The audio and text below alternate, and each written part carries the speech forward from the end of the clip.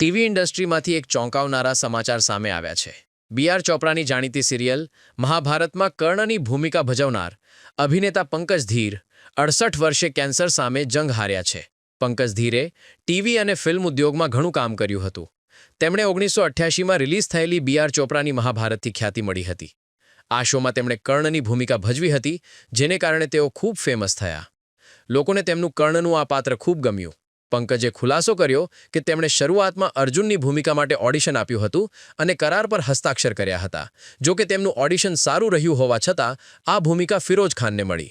કારણ સમજાવતા પંકજે કહ્યું કે નિર્માતાઓ ઈચ્છતા હતા કે તે બૃહન્નલાના પાત્ર માટે તેની મૂછો મુંડાવી નાખો, પરંતુ મૂછો ન મુંડાવી।